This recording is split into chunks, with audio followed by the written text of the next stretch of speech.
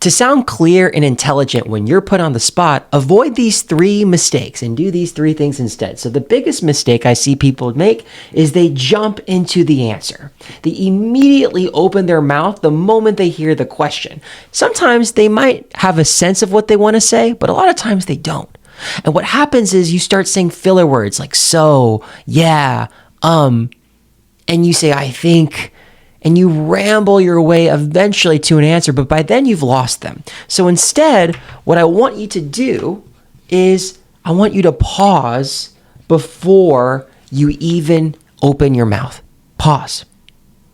And think to yourself as you're looking up, what could be the one-line response that I give to answer this question? Now, when you do this, you're giving what we call bluff. It stands for bottom line up front.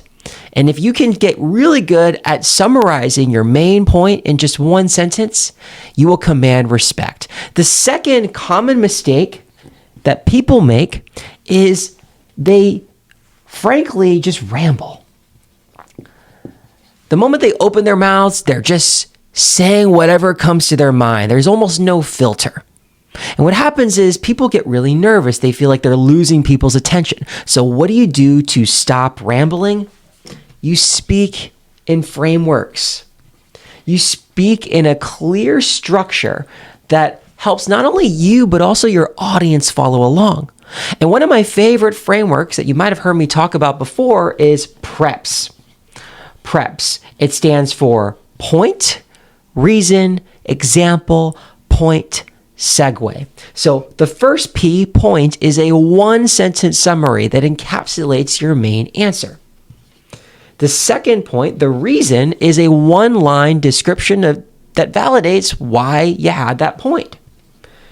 Then you go to an example. Now, this example is optional. If you're speaking with an executive, you don't need to go that deep in your example, but usually it's a data point or anecdote. And then finally, your point is a recap of your original answer. And then I mentioned segue.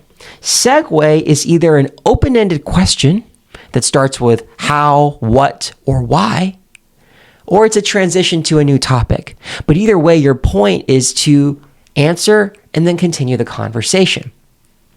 Now, the third and final mistake that I see many people make whenever they're put on the spot is they speak in a monotone.